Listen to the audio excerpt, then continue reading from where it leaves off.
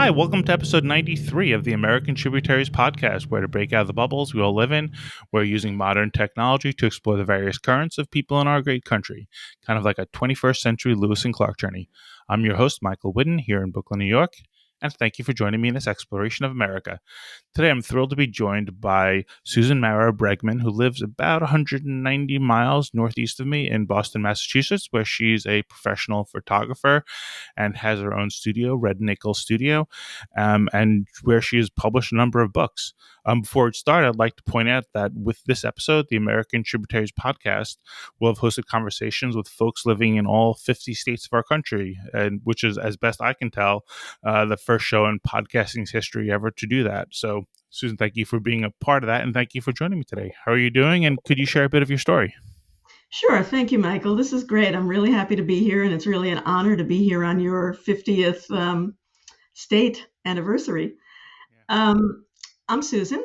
I live in Boston, as Michael said. I'm originally from New York, so I'll start by saying that.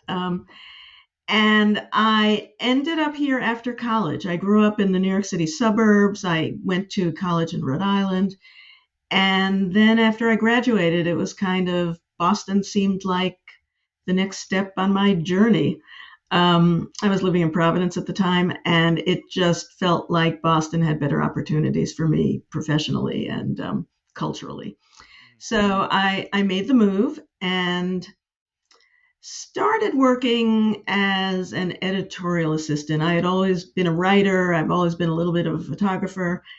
And at the time, I just wanted to make my profession in writing and editing and publishing. So I had a few false starts. I ended up working as an editorial assistant in a few places, and those jobs didn't always work out the way I'd hoped they would.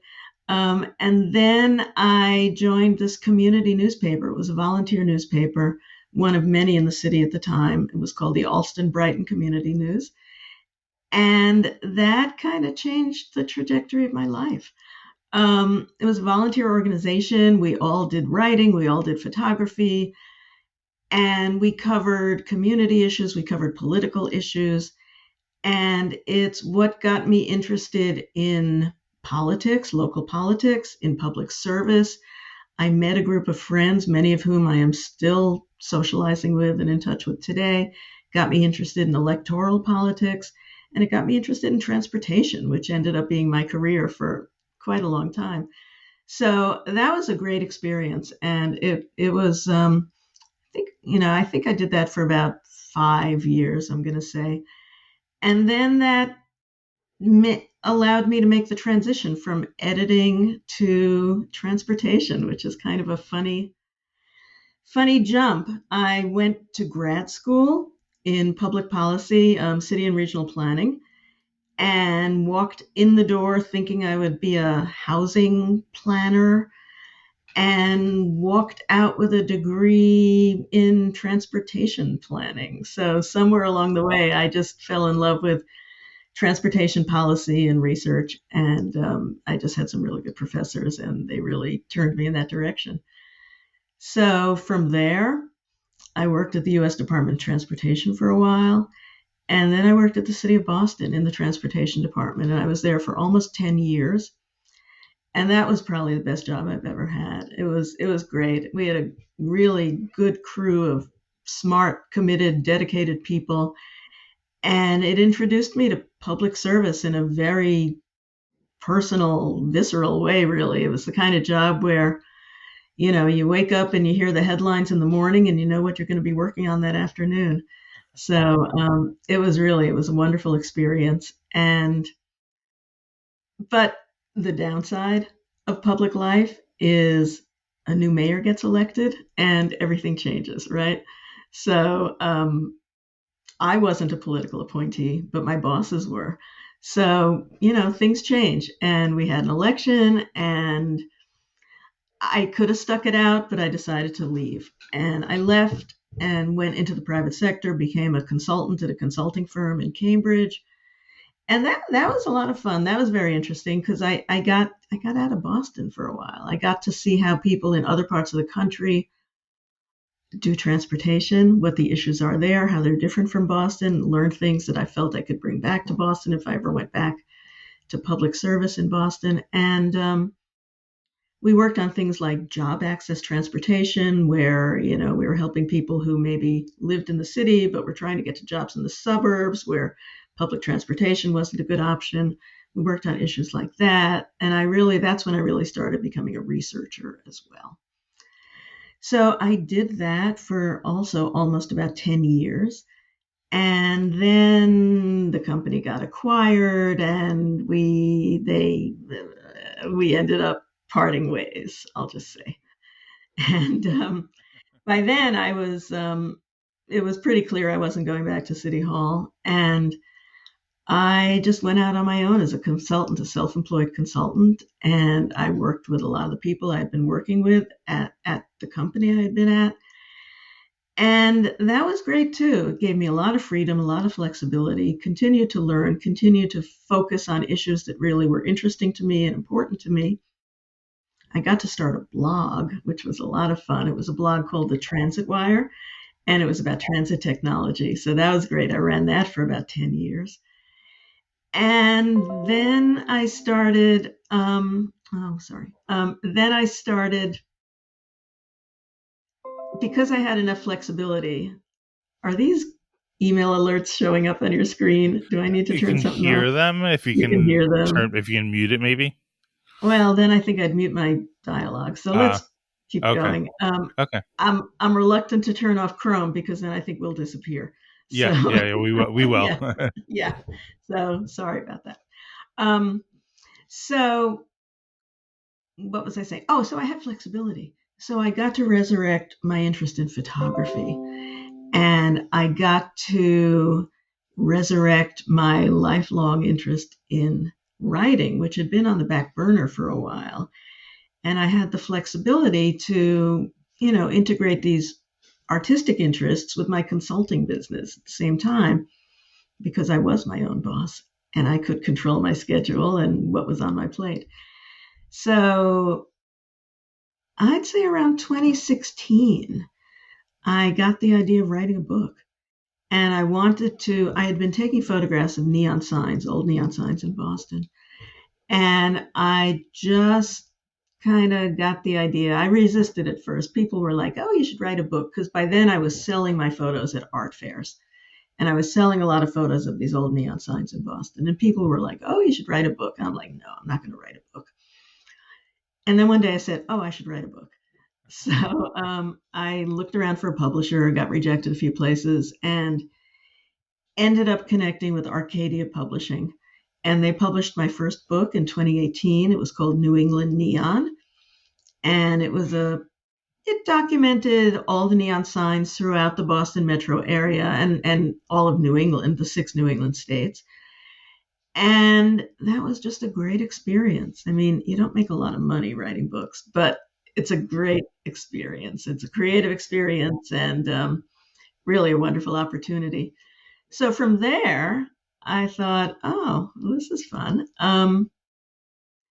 And I started thinking about related topics. And one of the things that was fun in New England Neon was I had pictures of bowling alley signs. A lot of them came of age in the 40s and 50s. They had neon signs because that was the golden age of neon, and 50s and 60s. And Massachusetts in particular is really interesting because it has 3 kinds of bowling, right? It has regular 10-pin bowling, or big ball bowling as we call it here, and 2 types of small ball bowling. It has duck pins, which are sort of like shrunken 10 pins, um, and candle pins. And candle pins is a Massachusetts, New Hampshire, and Maine game, also in the Canadian Maritimes. And that's where the pins are sort of tall and skinny, and the ball is small. It's like a grapefruit. And you get 3 turns, and instead of 2 in conventional big ball bowling. And it's just really, really, really embedded in the local history and the local culture. So I ended up writing a book called New England Candlepin Bowling.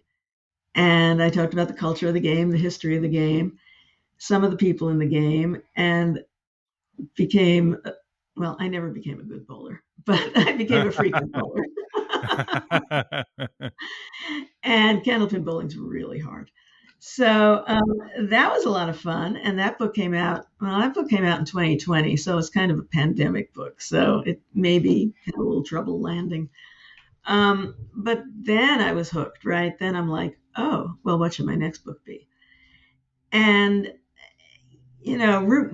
I ended up looking at all the sort of fun neon tacky signs along Route 1 in Massachusetts, mostly north of Boston, and pitched that idea to my publisher. And they were like, oh, a book about Route 1 in Massachusetts. Well, why don't you go all the way up to Maine?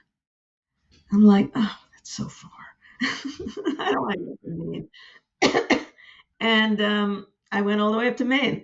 So I wrote along Route 1, Maine, New Hampshire, and Massachusetts. And that book came out a little over a year ago. It came out in the spring of 2023, I think. And that was a lot of fun. And that was a little different from my other books because that was more of a historic, researchy book. I had to go into archives. I had to get photos from historical societies. And it was a great lot of fun, really interesting, really enjoyed driving all the way up to Fort Kent, Maine, which is on the Canadian border. And now I'm working on my fourth book, which is called New England Sweets. So I'm writing about, Boston cream pie and Vermont creamies and Ben and Jerry's ice cream and potato donuts and the Necco candy company, and it's been a lot of fun, and that really Wow. resonates. Candy, especially, and all that stuff really resonates with people, and everyone wants to go with me on road trips. So Yeah. That's, you found a fun, fascinating niche. I have, and I'm just so glad I did, and I've been working with the same publisher, and it's been a great experience. I work and my full time job is in the wine and spirits distribution, and also Hmm. tied closely to food.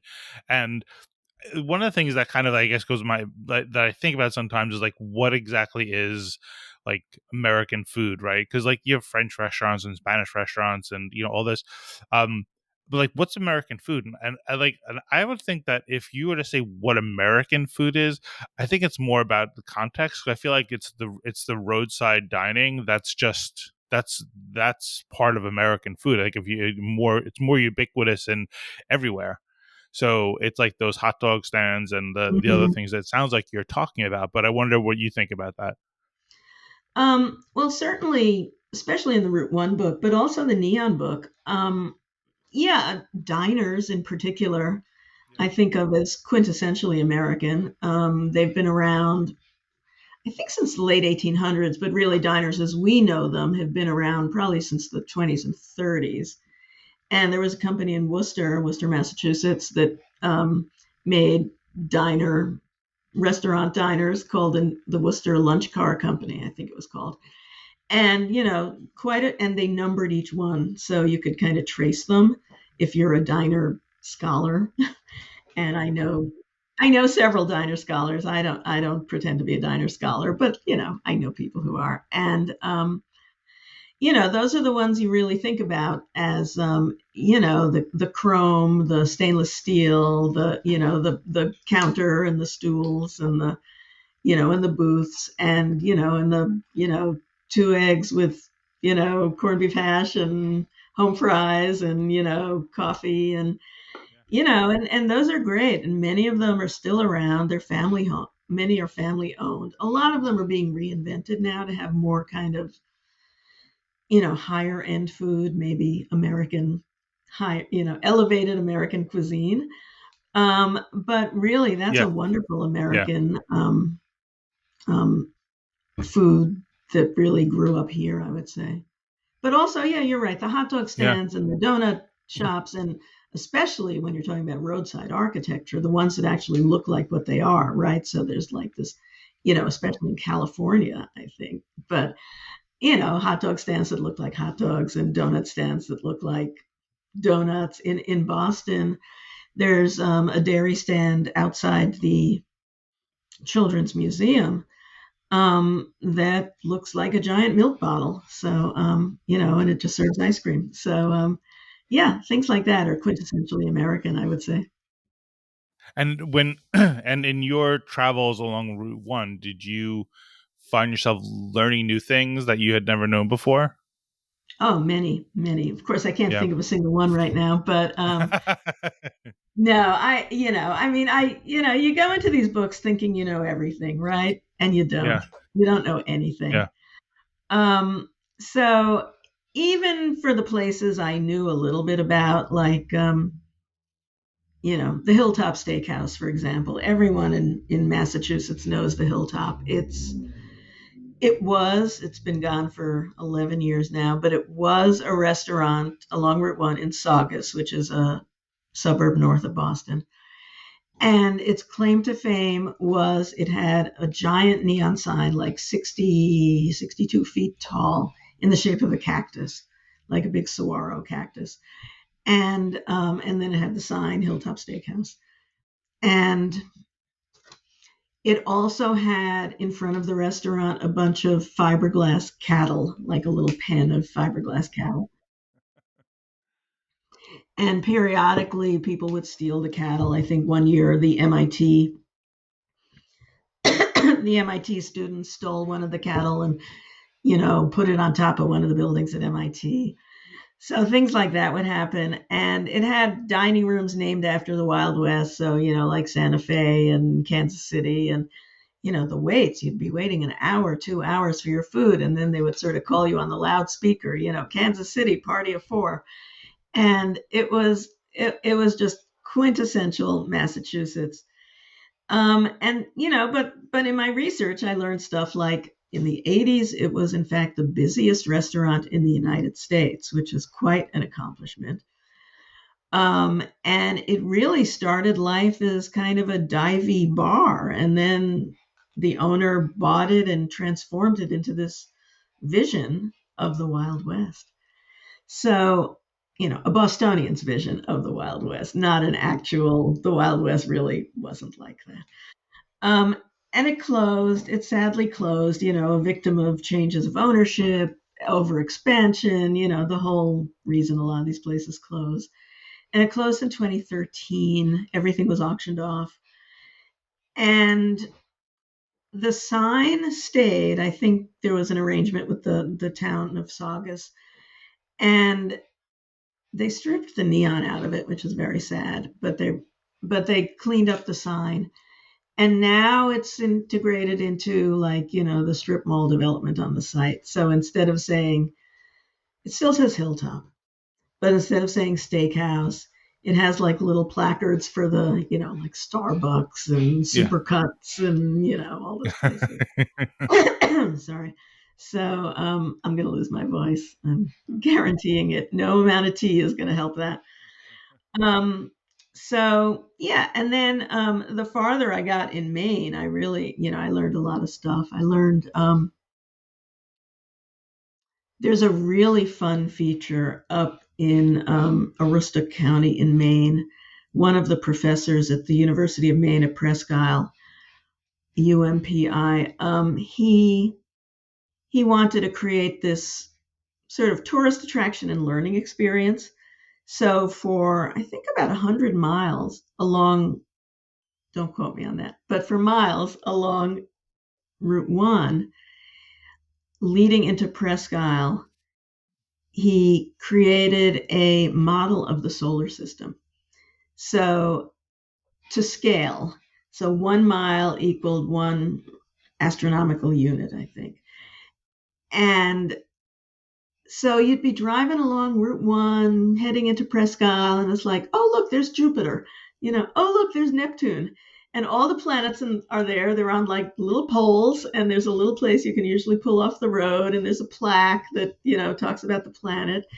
And it's just such an unexpected tourist attraction. And all the planets are there, and I think a few other, astronomic features. But and I think the sun is at University of Maine. So that was a fun thing that I knew nothing about before I wrote this book. Um, I also learned about this racehorse in Presque Isle, um, who his name was John R. Braden. He was a standard bred, a trotter in the 20s, and he was purchased. There used to be like millions of little racetracks all across New England, especially in Maine. And he was purchased by a social group in Presque Isle in, I don't know, 1920-ish. And he was like, he was like this great little racehorse. They called him the little iron horse. He kept winning. He was on the Aroostook County and Maine Maritime Circuit. So, he was pretty local. And he kept winning, and he was beloved. People would write songs about him, they would write poems about him. And he was, I think of him as like the Seabiscuit of Aroostook County. And the best anecdote about John R. Braden is after the end of his first racing season, so I guess 1921, they had a banquet in his honor at the Northeast Northeastland Hotel in downtown Presque Isle, and somebody brought the horse into the banquet room, and they like fed him, depending on which story you read, either oats or champagne out of like, the silver loving cup he had won at the end of the season. And, so he had a nice little racing career. And then what I think is the fun little postscript to that story is in 1950, um, they opened a movie theater on Main Street in downtown Presque Isle, and Main Street was Route 1, is Route 1 in Presque Isle. And they named it after the horse. So it's the Braden Theater. So that's the only Nice. theater I know. I mean, I could be wrong, but so far it's the only theater I know that's actually named after a racehorse. That's great. Um, in your travels around New England, is there something like unique to like what distinguishes Massachusetts from Connecticut or Maine or New Hampshire or Vermont? Is there any kind of like characteristic like that you can tell in Massachusetts or other states? Well, that's a good question because I feel I can tell, but I'm not sure I can put it into words. Vermont is very green. Um, Hmm. you cross the border into Vermont from either Massachusetts or especially from New Hampshire. And in New Hampshire, you're crossing the Connecticut River usually. Um, Vermont just feels so lush and green, and everything is landscaped. And certainly you feel cultural differences, social differences, political differences. Um, Maine, the beaches are very rocky, versus Massachusetts, where they tend more to be sandy, especially on the Cape. Connecticut, honestly, Connecticut's an interesting state because technically it's a New England state, but in many ways it really feels like it's part of the New York metro area, the tri state area, and it kind of has that split Yeah, identity. The parts of Connecticut, that border Massachusetts, yeah, feel more like New England, but certainly the closer you get to New York, the less New Englandy it feels, and the more it starts morphing into New like York Westchester. Metro, Westchester, exactly. Yeah. And what I leave out, New Hampshire, you know, my God, I was driving. I want for my candy book, I was doing some research, and I wanted to go to Littleton, New Hampshire, which is in the White Mountains.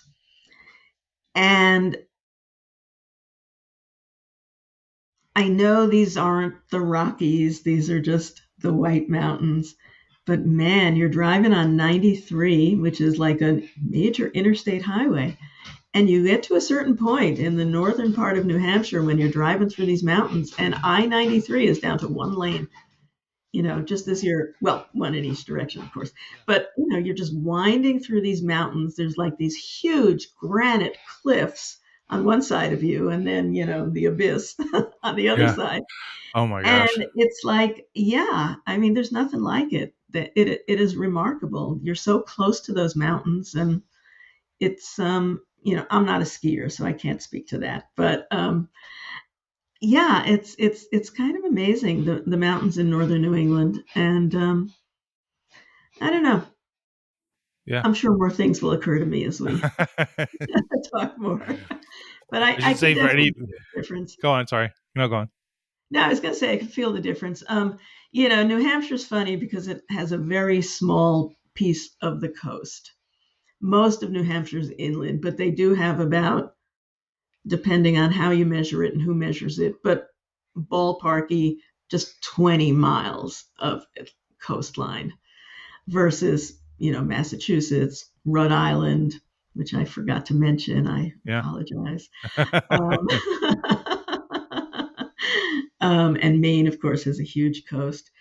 And Rhode Island's interesting. I was just in Rhode Island yesterday. Um, Rhode Island's very quirky. For this dessert book I'm writing, a lot of Rhode Island food is like only in Rhode Island. It just has names that are unique to Rhode Island. It has foods that are unique to Rhode Island. It has something called coffee milk, which no one outside of Rhode Island knows anything about. It's basically chocolate milk, but with sweetened coffee syrup, Ooh, but nice. only in Rhode Island. And they make their, well, what we call in Massachusetts fraps, what you probably call milkshakes. They call them cabinets. No one really knows why. There's explanations that frankly don't make any sense. But they have fried dough and they call it doughboys, which I think is a really cute name. And it's just, they just have this kind of culture all to themselves. It's so interesting. I talked to somebody from Rhode Island, and I think the way he described Rhode Island is like it's like this scrappy little like state Yeah, that's got I its think that's own true. independent streak, which you're describing to a T. Yeah, and I think sure they probably have a chip on their shoulder because they are the smallest state, and politically they've had some issues over the years, and Yeah, but fiercely, fiercely independent and so proud of their culture, and why shouldn't they be? yeah. So were there any sweets that you encountered where you would like say somebody like you need to come to New England and try this? You need to come to Massachusetts and try this. Well, okay, there's a two-part answer to that. The first part is a lot of the research I've been doing is about companies that are no longer with us. So, Massachusetts in particular, and parts of Cambridge especially, and Boston had huge numbers, well, dozens of candy companies in the 20s, 30s, 40s, 50s. Parts of Cambridge were called Confectioners Row. And it was just, and even when I was working for the US Department of Transportation, I would walk down a section when I was walking to work from the bus in the morning. And I think I was walking by the factory that made Junior Mints and still makes Junior Mints. And you'd smell the chocolate and the mint oh my God, every day I'd walk by there. It was just wonderful. And by the time I was working in Cambridge, that was like probably the last. I think Necco was still around. The Necco factory was on Massachusetts Avenue, and they were a huge player in the candy market. They made Necco wafers, which you may have heard of. They're kind of the powdery disc kind of. They've been around for a long time. But they made Clark bars for a while. They made something called Sky bars. And Sky bars, I would say, yes, they have some national distribution, but they're concentrated in Massachusetts. And I would say that's one of the things you should try out for sure. Because Sky bars used to be made at Necco. They started making them in about 1938, and they named them to cash in on the aviation craze. So, and they launched them with, I love this, they launched them with a skywriting campaign. And so cool. and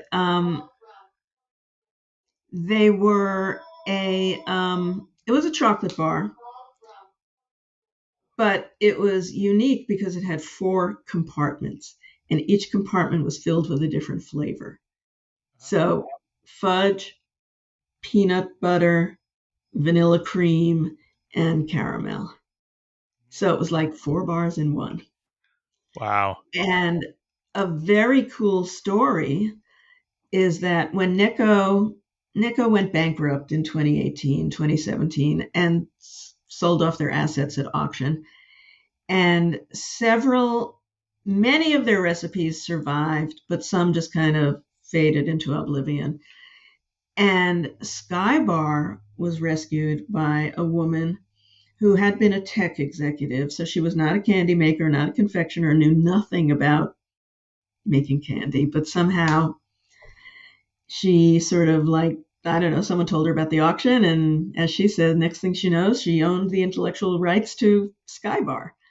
So she bought the Sky Bar recipe and the trademark. And actually, no, she had to re-trademark it, but she bought the recipe and some of the molds and stuff. And it took her a little while, like took her a couple of years, but now she's located in Sudbury, Massachusetts, which is a suburb west of Boston on US 20. And she's making Sky Bars again. And she's making them in, basically a version of the original wrapping, the original imagery. And she upgraded the ingredients, so it's really good chocolate now. It's like imported chocolate now. And she recreated the fillings based on recipes from, the 30s, 40s, and 50s, kind of figuring out the best combo. And it's like this wonderful story and they're delicious, may I add.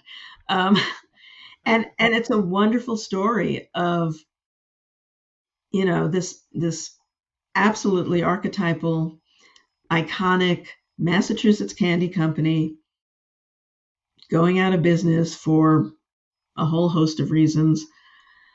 Um, and somebody coming in and rescuing one of their signature products and figuring out from scratch how to make candy, had to have equipment fabricated for her, and now is making Sky Bars, and now that is the only original Necco product that is still made in Massachusetts. Wow. The others All have right. been sold off. So that's one thing I would definitely say. The other thing is go to Rhode Island and order a coffee cabinet. They're really good. I had one yesterday. I went to Warren, New Hampshire, Rhode Island, excuse me, Warren, Rhode Island. And there's an old pharmacy called Delecta, Delekta, in Warren. And they used to be like a regular pharmacy, apothecary. But then a few years ago, they kind of retired that business and became more like a gift shop. But it's still, this the counter and all the old seats and a soda fountain. And they make the best coffee cabinet in Rhode Island, probably. And Wow. it's worth a trip. Wow. Sounds very tempting. So I hope anybody who's listening is gonna will book their next trip up there.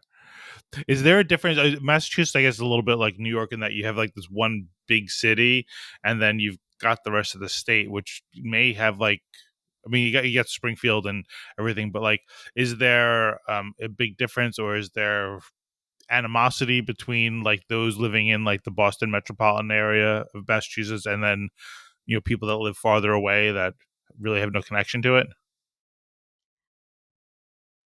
Well, I don't want to say animosity. That Well, seems, but yeah. yes, Well, I there's mean, a for like there's a split. frustration or just like, Yeah, I mean, I'd say there's a split. It, you know, it reminds me a little bit of New Jersey. I think like South Jersey versus North Jersey. Because you have Boston in the Boston metro area. You have the Cape and the islands, which are kind of their own universe, Cape Cod, Nantucket, and Martha's Vineyard.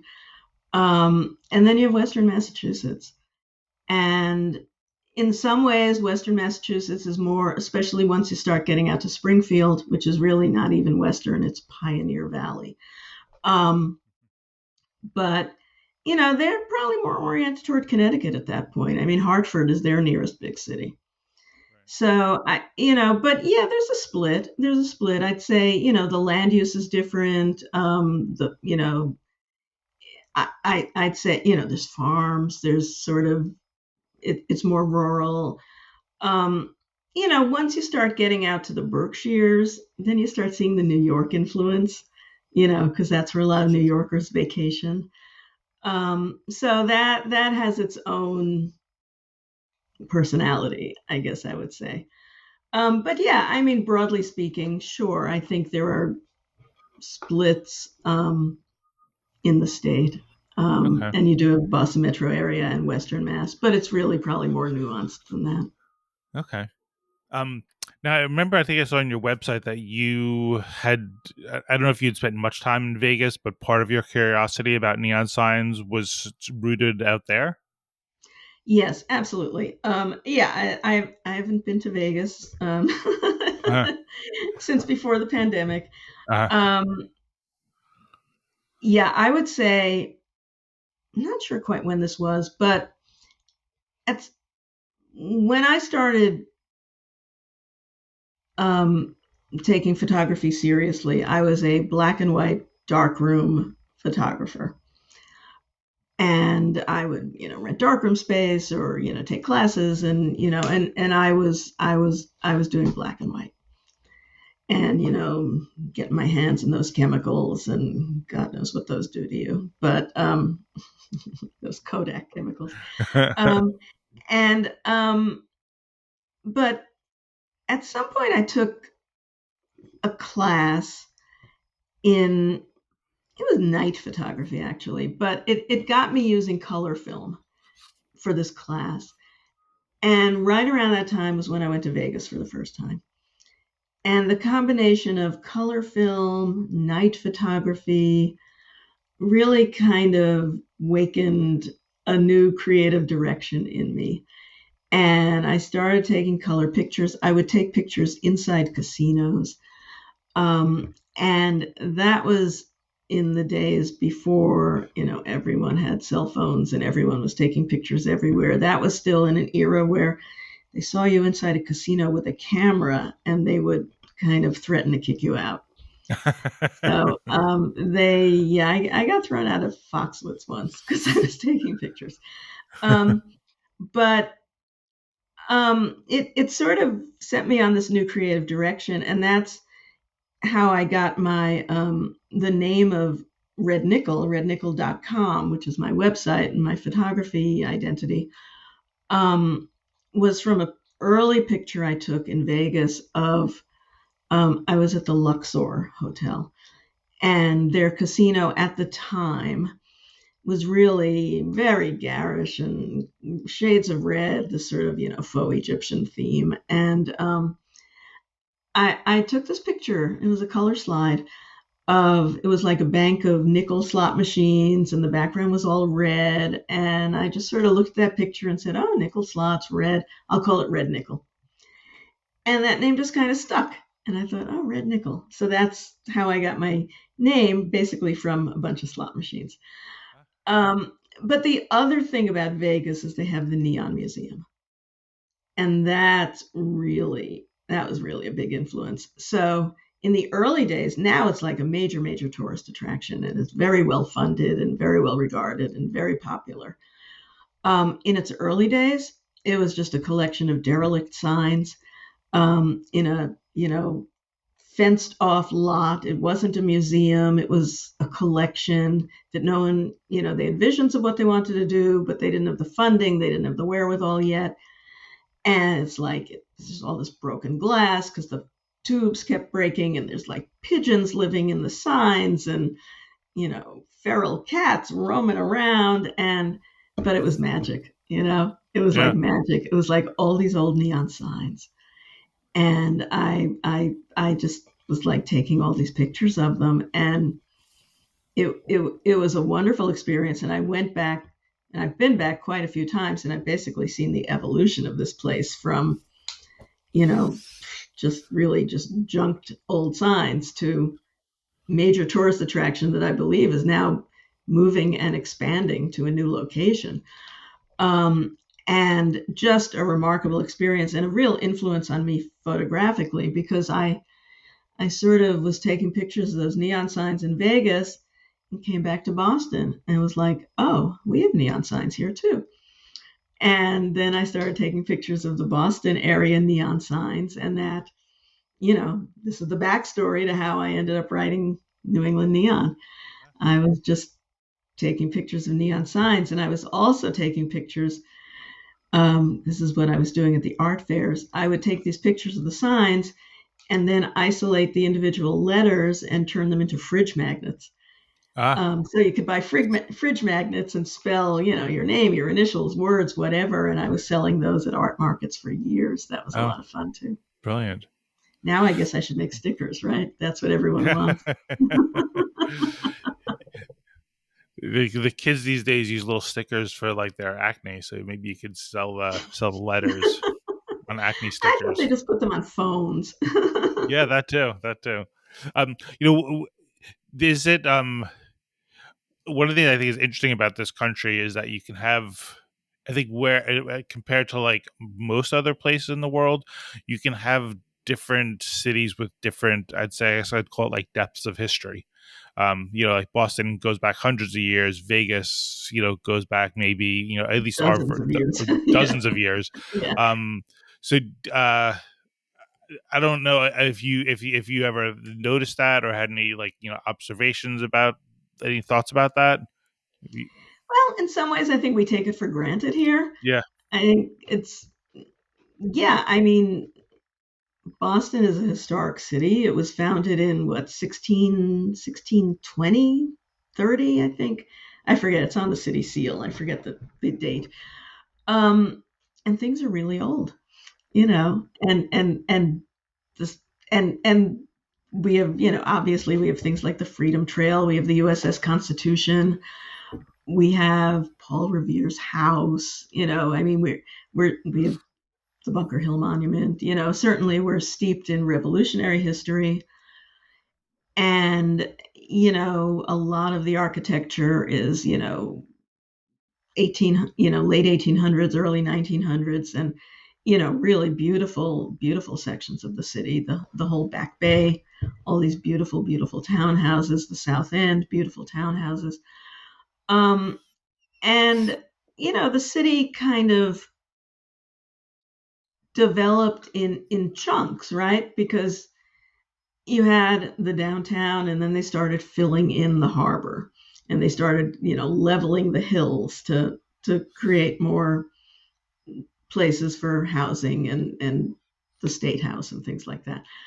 And then you start to get farther out from the city, and then they start building streetcars, and then you get like your streetcar suburbs that all grew up in like the 1920s and 1930s as transportation expanded a little farther from the downtown core, and people could start living farther from the downtown core. So you see levels of history in the city. It's not all like, oh, everything is from the 1700s, everything is Faneuil Hall. The city really did grow over time, and you kind of see those footprints everywhere. And yeah, but I think sometimes if you live here long enough, yeah, you do kind of take it for granted. It's Hmm. like, oh Yeah. yeah, there's the Freedom Trail. Oh yeah, Yeah. that's where that red line in the sidewalk is, whatever. Yeah. So, but it's really, I love living in a historic city. I love living in a house that's not a historic house, but it's 100 years old. It's just a regular house that was built, in 1915. It's not historic. It's not this. It's not that. It's not on the National Register, but it's when they knew how to build houses. Yeah. So what's a perfect off day for you? Perfect off day, like not working. Yes, exactly. Yeah. Oh, I don't know. Take my dog for a walk. Um, No, I like driving around and taking pictures. Finding new neon signs, revisiting signs that I um, either have changed and I want to get a new picture of. Sometimes I go and do before and afters when something bad has happened to a sign and I want to Mm, document the changes. Um, I really love doing that. I also love going to flea markets, art shows, art fairs, looking around for old photographs, now I'm looking for candy memorabilia, right? That's my new uh-huh, thing. I'm always looking for memorabilia for whatever book I'm writing. uh-huh, So I have bowling memorabilia. Now I'm going after candy uh-huh. memorabilia. I've been ordering, candy memorabilia on eBay. So yeah, I would say that kind of thing, sort of mini road trips, taking pictures, because that's not work for me. That's fun for me, Yeah, right? yeah, And yeah, going to flea markets, going to yard sales, going to, art markets, things like that. yeah. Yeah, since you have this background in transportation as well, I think sometimes you'll hear people who, I mean, I guess especially when you talk about like climate change, but people who are get very frustrated with the American dependence on cars compared to like Europe. And I mean, in some respects, I think it's kind of like, I don't know that it's fair to compare us to Europe because Europe's got so much more a history, and we're constantly evolving and spreading out. So it would be harder to, I would think, to kind of run a rail network along a lot of places. Plus, there's always like this chicken and egg thing of like funding versus not funding. Um, but since you said like you do actually like the driving part of it, um, where do you see just like with your, I guess just maybe more as just an engaged person, where do you see opportunities for there to be mass transportation without kind of brushing up against this maybe even like American sense of like freedom about getting in the car and just going wherever you want? I think it's hard, and I think the pandemic changed how a lot of people get around. So, I'll just put that out there. But in a city like Boston, we have we have a very old transit system, right? And it's hard to modernize these old transit systems. You have these old tunnels under the city, under the harbor, um, and the different lines use different types of vehicles, and they have different track gauges, so you can't like swap them out. Um, and I, it's been a perennial challenge. I think some of the issue is, yeah, changing public perceptions that transit is not just for, people who have no other options, but trying to find ways to make transit a desirable option. But funding, I think, is the critical piece of this. I think funding and changing attitudes. And I think attitudes are changing, but they're changing maybe not in the way transit planners expected them to change. I think more people are using bicycles, and Yeah, cities are trying to become more bicycle friendly. So I think that's happening a little bit. But I think, it's really this enormous push towards electric vehicles. And that may be good for emissions. It is good for emissions, but it's not solving the traffic problem. yeah, It's not reducing demand for parking. It's just swapping out one type of single occupancy vehicle for another. And I'm not sure that's by itself going to solve the problem. yeah, yeah. And s- and then like where does Uber fall in with all that? Again, it it's interesting because Uber is not really a shared ride. I mean, yeah, you're sharing, you're in, again, it's just creating more vehicle trips in some ways, Right. just like things like Yeah. DoorDash. are creating more vehicle trips because, there's a lot more delivery drivers on the road. Yeah. And, that I think in Boston, in downtown Boston, I know there's been issues with, Ubers and food delivery services. And it's like, they're like double parking, triple parking. They're like, they're like creating their own little traffic jams Yeah. in already congested parts of the city as they wait to pick up people, wait to pick up food orders. And so, I mean, Uber is certainly helpful. I use it. Yeah. And, but I think in the big picture, I don't know it's doing what it was supposed to do. I don't think it's taking people's reliance away from cars. I think it's like, oh, I don't feel like taking the bus. I'll take an Uber, you know, or Yeah. I don't I take the don't. subway. I'm going to take, yeah. Yeah, and I mean, I'm just speaking for myself. I don't know how other people react. Are there people who say, "Oh, I don't need to own a car anymore because I can use some combination of bicycles and transit and Uber"? I mean, I'm sure there are people like that, and I think if you live in a dense enough area where things are walkable, I think that makes sense. I think on the margins, it probably does help. It may make households go from two cars to one car. Hmm. I think it can help in that way. But I mean, before Uber, let's not forget there were taxis Taxis, yeah. and Car services. and car Yeah. services, and it's kind of the same situation. Yeah. So, They're yeah. and then since transportation is a political issue, I know you had mentioned that you've actually worked on polls, like Oh, in the voting polls. voting polls. Yeah, yeah. You mean I'm a poll worker? Is that what you Poll mean? worker. Yes. Yeah, Yeah. I'm a poll worker. Yeah. Okay. Like what? You've worked. Yeah. You've Yes. worked. Yeah. How is Um, that? I love it. So I've been doing it for I've lost count, probably about 10 years, and I work at a particular precinct in Boston, and I'm the warden in my precinct, which is the chief election officer in the Ooh. precinct. Ooh, I know, I know, I know. I think I get like paid minimum wage for that. And it's our job is to make sure we work every election, so every primary and every general election, which in Boston is usually two a year, sometimes three a year.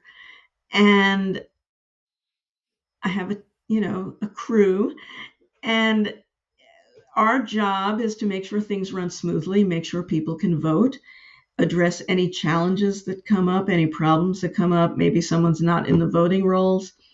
So we have to help them sort of, we have to call City Hall, we have to research who they are and sort of make sure if they are registered that they can vote.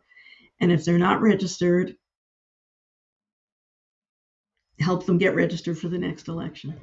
So, it's not, I know poll workers have come under attack a lot lately, and a lot of them are very scared to be poll workers. I'm lucky enough to be in Massachusetts where we want everyone to vote. And my job is to make sure that everyone who is eligible to vote can vote. And I take that very seriously. And I think it's just really critically important. And I love doing it. Do you find that when people come to vote, like what's their mindset just in a macro sense? Are they anxious? Are they happy? Is it a communal thing? Is it more very private? It depends on the election. If it's so, I remember working when I guess it was 2016, right? When Trump and Hillary were running for president. And that was a very communal experience. And people were so excited to be voting in the precinct I had, which had It's sort of a split precinct. It has a lot of seniors, but also has a lot of young adults. And some of them were voting for the very first time, and they were just thrilled to be voting. They were so excited to be voting, and everyone was happy and enthusiastic and excited. And that was a really, good, wonderful communal experience at the voting polls that day. If for like a off year primary, turnout is usually much lower, unfortunately, and only the absolutely either most engaged people vote because they're, connected with a particular candidate, or certainly in Boston, we have a lot of people who just vote in every election. I'm one of those people. I vote in every election. And we definitely have a lot of people like that, and I by now I've been at the same precinct for long enough that I know a lot of these voters. So it's really my most active connection with working for in public service right now, and I really think it's very important, and I take it very seriously.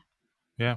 And how much, other than election day, how much of your, do you have, is there a lot of time for like training or organizing or For what, for for your running the work? Yeah. election. Yeah. If you're a poll worker, like how much time is happening behind the scenes? Behind the scenes, we're required to attend a training session, which is usually a couple hours. And sometimes it's in person at City Hall, and sometimes it's online. Um, there's three levels of poll workers. There's wardens and clerks. The clerks are the people who kind of keep track of the numbers and record all the important information. In Boston, we have voting machines, of course, but we also have, a paper trail backup, and we have to enter all the information, all the vote tallies by hand into a book at the end of the night, so that there's an official record in addition to the voting machines. So the clerk is responsible for that. And then we have inspectors, and inspectors are the people who check people in or help people, give them a pen to mark their ballots or make sure they're in the right place, that sort of thing. So there's different levels of training for the different types of responsibilities at the poll. But yeah, there's training before each election that's required, and then then we just get thrown into the deep end, and it's election day, and the polls open at 7. We have to be there at 6, and the polls close at 8, and we're usually there till 9 or 9:30, depending on how complicated the day was. And we just it we just make sure that everything runs the way it's supposed to run, and that there are no Right. problems, or any problems that come up get resolved. Right. Oddly, I think that there's the making the ballot accessible to as many people as possible is a paramount objective. But I think that, like, from like what you describe and like what I remember, there's something there's a value to like showing up in person to vote, like Mm-hmm. that sense of like kind of community and that kind of like the shared experience. I think that's, yeah, I guess that's also one of the things that's kind of come to light in the last few years since the pandemic is, getting back to that sense of like physical interaction and community, which is valuable.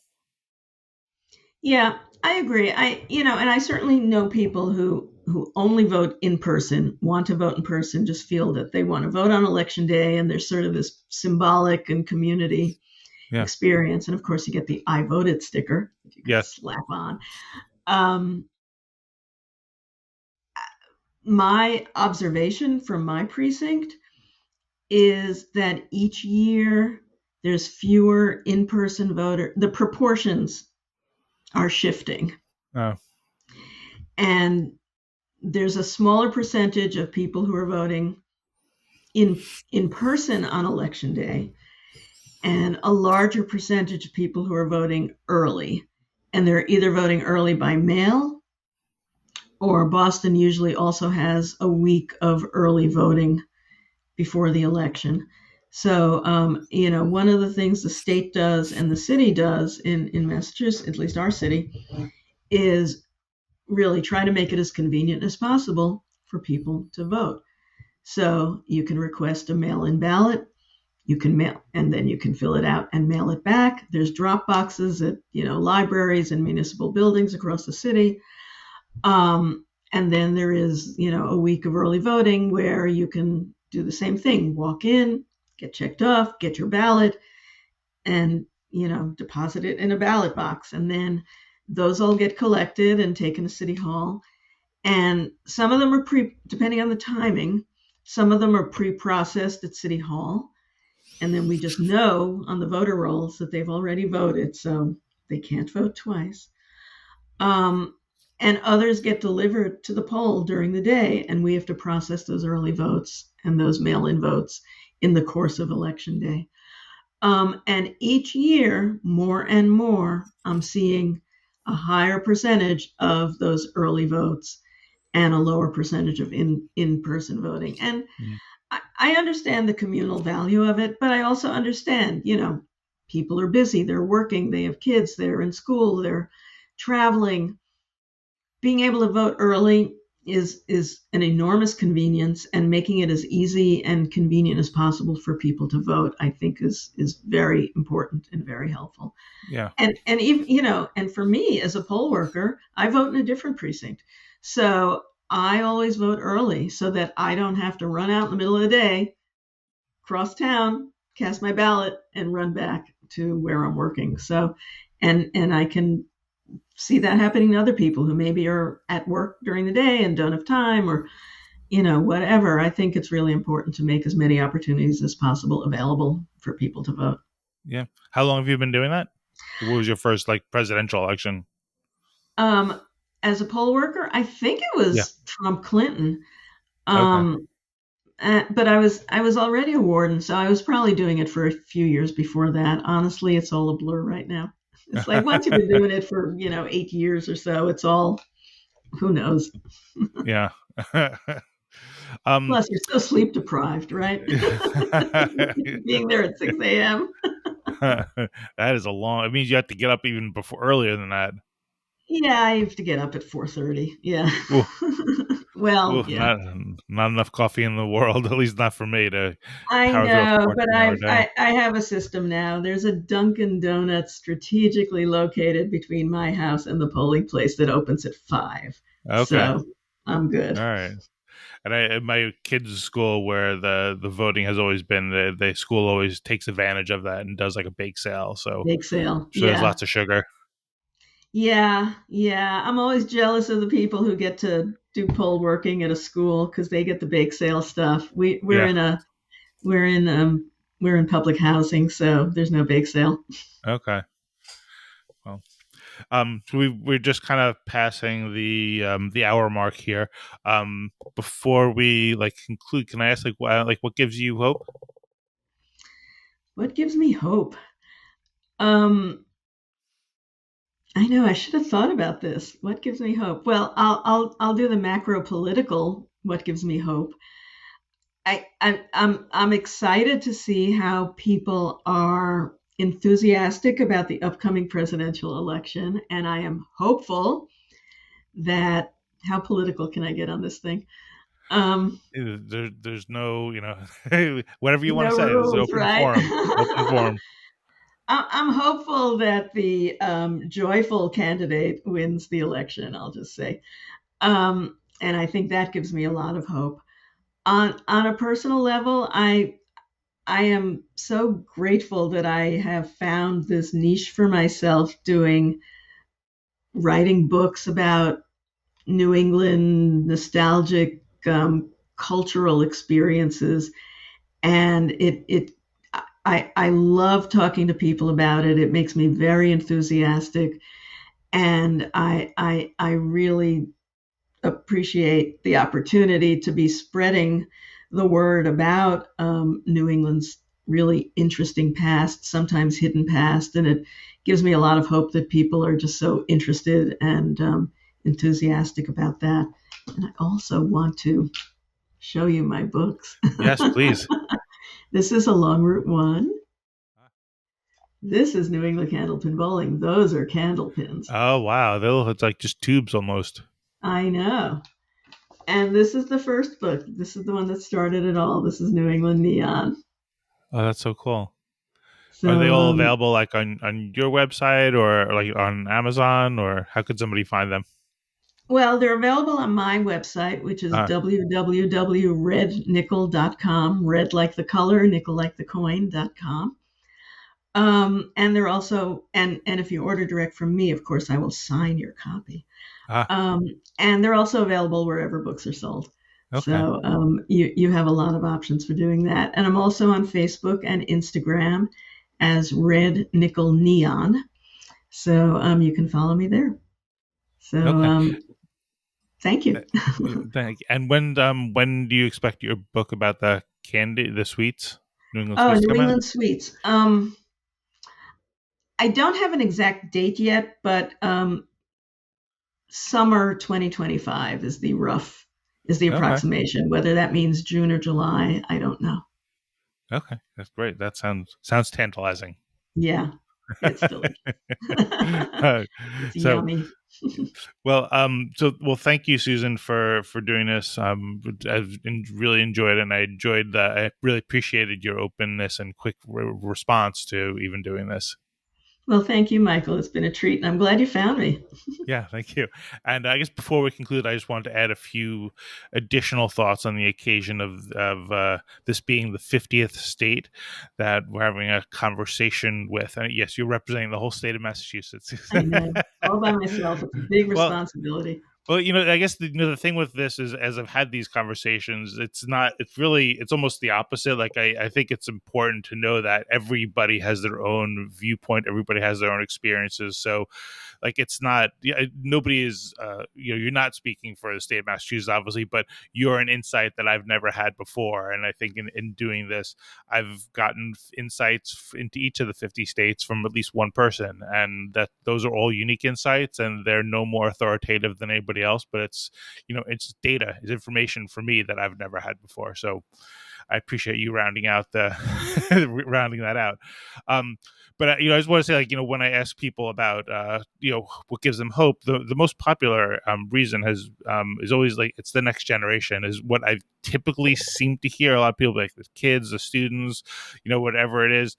And I think that to me, I think that makes me think about the obligation we have to hand over a world that we've tried to make best. So I think not just in, like, I guess what exists, but in like how we exist. And I think, like, one of the things that I've kind of started thinking about is it's not just about like what we believe, but in how we believe, because I think a lot of the discord in the country isn't always just about people having different beliefs, because that's impossible to avoid, but it's in how we express ourselves in what we believe. And I think that it's a two-way street. So I like to think that I've been trying to be more mindful of that, because I think, like, in our accelerating interconnectivity, we'll be increasingly connected with people that live in very different lives, and we just have to be able to kind of work with that in this revolutionary context. Let's see, the few thoughts, like, when I started this podcast, I was feeling really pretty pessimistic about the United States of America, but instead of kind of wallowing in that negativity, I wanted to reach out and learn more about what we truly are. And like I said, we haven't even scratched the surface. I've barely grazed it, but I've been exposed to more than I've ever experienced in my 53 years. And what I've learned is that there are so many open-hearted and open-minded Americans out there, confronting their own unique struggles and celebrating their own unique victories and appreciating their own unique joys. We're all imperfect, we're all flawed, but collectively, I think we're so inspiring and so really breathtakingly beautiful. This podcast going to be possible without the friends old and new. Susan being a brand new friend, to friends going all the way back to high school, elementary school, and they've all been willing to make themselves vulnerable to make a new connection. There are too many to single out here, but every person has touched my heart and my soul indelibly and profoundly.